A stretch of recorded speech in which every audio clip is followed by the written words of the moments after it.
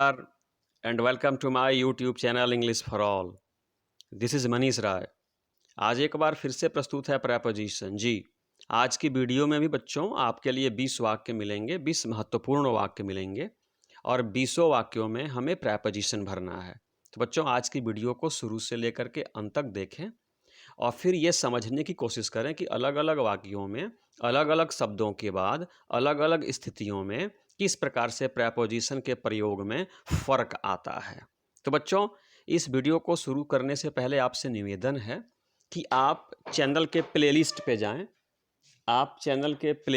जाएं, और वहाँ पे आपके लिए बहुत सारी चीज़ें अवेलेबल हैं। तो प्लेलिस्ट पे एक बार अवश्य जाएं और यदि आप इस वीडियो को देख रहे हैं तो प्लीज़ चैनल को सब्सक्राइब अवश्य करें।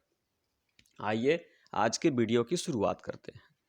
बच्चों पहला वाक्य कहता है कि डोंट क्वारल, यानी लड़ो नहीं, एनीबॉडी, किसी से लड़ो नहीं। तो बच्चों यदि आप किसी व्यक्ति से लड़ते हो ना तो क्वारल के बाद हमेशा विथ का प्रयोग करते हैं। जी, क्वारल विथ समवन, यानी जब भी किसी व्यक्ति से लड़ाई की बात हो तो क्वारल के बाद विथ का प्रयोग करते हैं। जी, तो पहला हो जाएगा डोंट क्वारल विथ एनीबॉडी, किसी से झगड़ो नहीं, किसी से लड़ो नहीं। लेकिन दूसरे पे गौर कीजिए, दे वेयर क्वारलिंग खाली स्थान ए पीस ऑफ लैंड, यानी वे लोग एक छोटे से खेत के लिए लड़ रहे हैं। बच्चों पहला वाक्य कह रहा है किसी से नहीं लड़ो, तो बच्चों क्वारल विथ समवन होता है, क्वारल विथ समबडी होता है, तो वहाँ हमने विथ कर दिया। लेकिन यदि आप किसी वस्तु के लिए लड़ रहे हो ना, यदि आप किसी वस्तु के लिए लड़ रहे हो, समथिंग के लिए लड़ रहे हो, तो ओवर या अबाउट होता है। जी, ओवर या अबाउट होता है। तो यहाँ ऑप्शन के रूप में ओवर दिया हुआ है इसलिए ओवर करेंगे, फॉर नहीं करेंगे। तो they were quarrelling over a small piece of land, वे लोग भूमि के एक छोटे से टुकड़े के लिए लड़ रहे थे, एक छोटे से खेत के लिए लड़ रहे थे। अक्सर ये लड़ाई गाँव में देखी जाती है। तो बच्चों यदि किसी व्यक्ति से झगड़ा है तो विथ करें, जैसा कि मैंने नंबर 1 में किया, और यदि किसी वस्तु के लिए झगड़ रहे हो तो ओवर करो, जैसा कि मैंने वाक्य नंबर 2 में किया है। नंबर 3 कहता है शी डिड नॉट आंसर खाली स्थान माई क्वेश्चन। बच्चों आप भी यदि किसी व्यक्ति की बातों का जवाब देते हो ना तो टू करो। She did not answer to my question, उसने मेरे प्रश्न का जवाब नहीं दिया। प्लीज़ आंसर टू मी, कृपया मेरी बात का जवाब दो। तो जब आप किसी व्यक्ति को जवाब देते हो ना तो हमेशा प्रेपोजिशन के रूप में टू करो, जैसा कि मैंने किया है। लेकिन ध्यान दीजिए बच्चों, नंबर 4 क्या कहता है? नंबर 4 कहता है बच्चों कि यू मस्ट आंसर। जी बच्चों, नंबर 4 कहता है यू मस्ट आंसर खाली स्थान योर बैड बिहेवियर, यानी आपके जो बुरे आचरण हैं, आपका जो बुरा व्यवहार है ना, इसके प्रति आपको उत्तर देना होगा। तो यहाँ पे बच्चों आप फॉर का प्रयोग करें। जी, यदि किसी क्वेश्चन का जवाब देना है तो टू करें, और यदि मिसकंडक्ट के लिए जवाब देना है तो फॉर करें। जी बच्चों याद रखें क्या करना होगा, फॉर करना होगा। तो अब नंबर 5 पे चलते हैं बच्चों।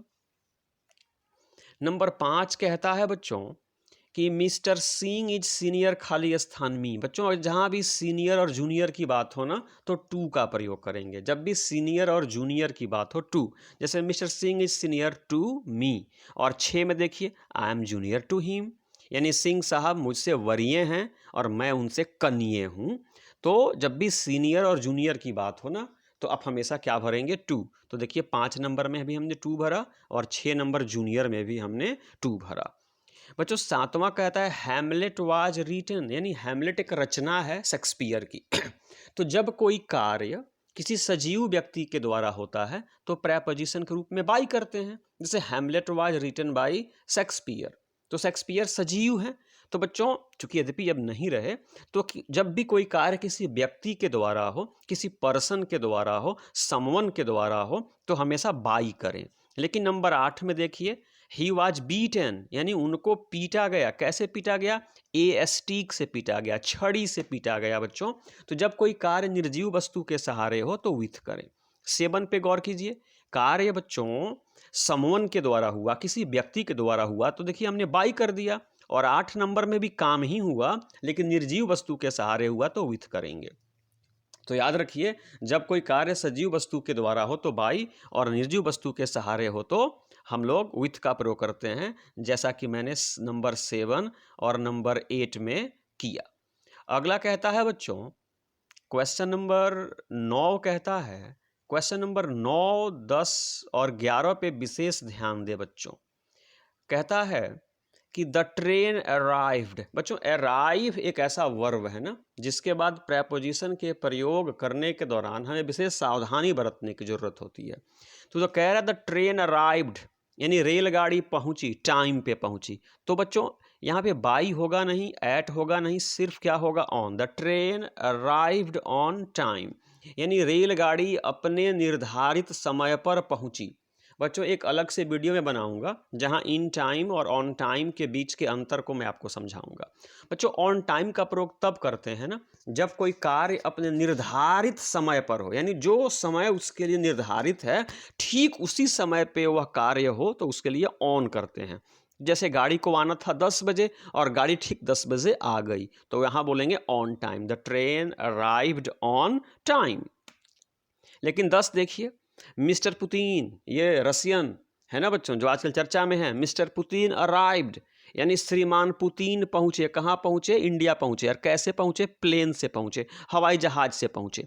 तो यहाँ अराइव के बाद बच्चों इन होगा, याद रखिएगा, यहाँ अराइव के बाद इन होगा। लेकिन 11 में देखिए, द स्टूडेंट अराइव्ड, विद्यार्थी पहुंचा। कहाँ पहुंचा? स्कूल पहुंचा। कैसे पहुंचा? देर से पहुंचा, तो यहाँ ऐट होगा। अब मामला क्या भाई 10 में और 11 में, समझिए। नंबर 10 में कहता है mister Putin arrived in India. तो आप याद रखिएगा बच्चों, arrive at a small place, किसी छोटे स्थान पे पहुंचते हैं तो ऐट होगा। तो देखिए 11 नंबर में स्कूल के पहले मैंने ऐट कर दिया। लेकिन होता है बच्चों अराइव इन ए कंट्री और लार्ज सिटी, किसी बड़े शहर में पहुंचते हैं, किसी देश में पहुंचते हैं ना, तो अराइव के बाद इन होता है। तो देखिए हमने, इंडिया एक बड़ा कंट्री है तो हमने 10 में इन कर दिया, और 11 स्कूल छोटा सा स्थान है तो हमने ऐट कर दिया। उसी प्रकार से चलिए बच्चों, उसी प्रकार से देखिए क्वेश्चन नंबर 12, 13 क्या कहता है। क्वेश्चन नंबर 12 कहता है कि दे आर, खाली स्थान, वर्क, वे लोग काम पर हैं। तो बच्चों जब भी कोई व्यक्ति अस्थायी कार्य पे होता है ना तो एट का प्रयोग करते हैं, याद रखिएगा। अगर आप अस्थायी काम में, अगर आप परमानेंट जॉब में हैं तो इन करें, और टेम्पररी वर्क में हैं तो क्या करेंगे? एट करेंगे। तो वे लोग काम पर हैं, यानी वे अस्थायी कार्य कर रहे हैं, तो यहां पे क्या हो जाएगा? At, they are at work. जब भी कोई व्यक्ति टेम्पररी और अस्थायी कार्य पे होता है ना तो वहां पे हम एट करते हैं। नंबर 13 कहता है द हाउस, खाली हुआ स्थान। द हाउस के बाद बच्चों यहाँ पे वाज होना चाहिए, द हाउस वाज, यहाँ पे खाली स्थान होना चाहिए फायर, यानी घर में आग लगी थी। द हाउस वाज, खाली स्थान, फायर, याद रखिएगा on. The house was on fire, यानी घर में आग लगी थी, यानी घर आग पर नहीं था बच्चों, ऐसा अर्थ नहीं लगाएंगे। घर में आग लगी थी, the house was on fire जी। तो 12 नंबर में दे आर एट वर्क कहेंगे, लेकिन 13 नंबर में the house was on fire, घर में आग लगी थी। अब बच्चों अब ध्यान देने वाली बात है यहाँ पे 14, 15 और 16 जी बच्चों, 14, 15 और 16। द बॉल फेल, 15 में भी है द बॉल फेल, 16 में भी बॉल वाला मामला है। तो 14 कहता है द बॉल फेल, खाली स्थान, द ग्राउंड, यानी गेंद जमीन पर गिर गई। तो बच्चे टू करें, the ball fell to the ground, गेंद जमीन पर गिर गई, टू करें। लेकिन देखिए 15, the ball fail the well, गेंद कुएं में गिर गई तो बाहर से अंदर की ओर गई और उसमें मोशन थी, गति थी, तो यहाँ पे इनटू करेंगे, समझिएगा। The ball fell to the ground, गेंद मैदान पर गिर गई और यह गेंद कुएं में गिर गई। तो कुएं में जब गिरी तो वो बाहर से अंदर की ओर गई और उसमें मोशन थी, इसलिए हम यहाँ पे इनटू भरेंगे। लेकिन 16 देखिए, द बॉल इज, खाली स्थान, द वेल, गेंद कुएं में है, यानी गेंद कुएं में जो है ना वह स्थिर है, तो यहाँ पे इन करेंगे। देखिए बच्चों 15 नंबर में स्थिर नहीं है, उसमें गति है, तो इनटू हमने किया, और 16 नंबर में वो स्थिर है, उसमें गति नहीं है, तो हमने इन किया। उसी प्रकार से बच्चों आप 17, 18, 19, 20 ये चारों वाक्य मिलते जुलते हैं, इन पे बहुत ध्यान देने की जरूरत है। दिस इज अ सीक्रेट, खाली स्थान, यू एंड मी, यह आपके और मेरे बीच एक राज है, एक रहस्य है। तो बच्चों जब मामला दो के बीच हो ना तो बिटवीन करें, याद रखिए, जब मामला दो के बीच हो तो बिटवीन करें। तो this is a secret between you and me, 18 में आइए, it is a secret my parents, यह मेरे मम्मी पापा के बीच का क्या है, राज है। तो मम्मी पापा भी दो हो गए, तो यहाँ भी बिटवीन करें। 17 में भी बिटवीन किया हमने, 18 में भी बिटवीन किया। 19 देखिए, द सीक्रेट वाज सर्कुलेटेड, खाली स्थान माई ब्रदर्स एंड सिस्टर्स, वह राज जो मेरे मम्मी पापा के बीच था ना, मेरे भाई और बहनों के बीच भी क्या हो गया, फैल गया। तो मेरे भाइयों और बहनों मतलब यहाँ संख्या 2 से अधिक हो गई, तो यहाँ पे एमोंग करें।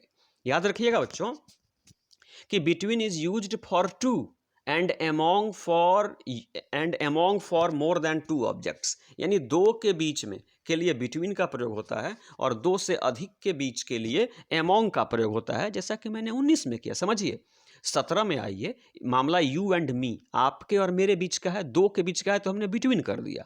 18 में आइए, पेरेंट्स, मम्मी पापा के बीच का मामला था, दो के बीच का मामला था, हमने बिटवीन कर दिया। 19 में आइए, यह मामला माई ब्रदर्स एंड सिस्टर्स के बीच है, मेरे भाइयों और बहनों के बीच है, मतलब दो से अधिक है, हमने एमोंग कर दिया। लेकिन समझने वाली बात है बच्चों, 20 यहाँ पे लिखा हुआ है कि स्विट्जरलैंड, जी बच्चों लिखा हुआ है कि स्विट्जरलैंड लाइज, यानी स्विट्जरलैंड स्थित है फ्रांस, जर्मनी और इटली के बीच में। अब फ्रांस, जर्मनी और इटली तो तीन हो गए ना, तो होना चाहिए एमोंग, लेकिन यहाँ पे बच्चों होगा बिटवीन। याद रखिएगा, Switzerland lies between France, Germany और इटली, यानी स्विट्जरलैंड फ्रांस, जर्मनी और इटली के बीच स्थित है। तो ऐसा क्यों भाई? तो इसके लिए नियम कहता है बच्चों, तो इसके लिए नियम ये कहता है कि in geographical use between can be used for more than two objects, यानी जब बात बच्चों जियोग्राफिकल हो ना, जब बात जियोग्राफिकल हो तो बिटवीन का प्रयोग दो से अधिक चीज़ों के लिए भी किया जाता है। तो बच्चों यहाँ पे फ्रांस, जर्मनी और इटली तीन देश हो गए और ये मामला जियोग्राफिकल है, तो इसलिए हमने बिटवीन कर दिया। और ऊपर के तीन जो वाक्य थे ना, 17, 18 और 19, तो यहाँ पे समझिए, दो के बीच का मामला है तो बिटवीन, दो से अधिक के बीच का मामला है तो एमोंग। लेकिन जब मामला जियोग्राफिकल हो ना बच्चों, जब मामला जियोग्राफिकल हो तो बच्चों जैसा कि नंबर 20 में है, तो आप बिटवीन करें, भले वहाँ पे ऑब्जेक्ट्स दो से अधिक हों। तो बच्चों आज की वीडियो कैसी लगी, सुझाव में अवश्य लिख करके बताएं, और वीडियो पसंद आने पे चैनल को सब्सक्राइब करें, वीडियो को लाइक करें, अपने मित्रों से भी शेयर करें, और इस पर्टिकुलर वीडियो को समाप्त करने से पहले मेरे साथ बोलें, जय हिंद।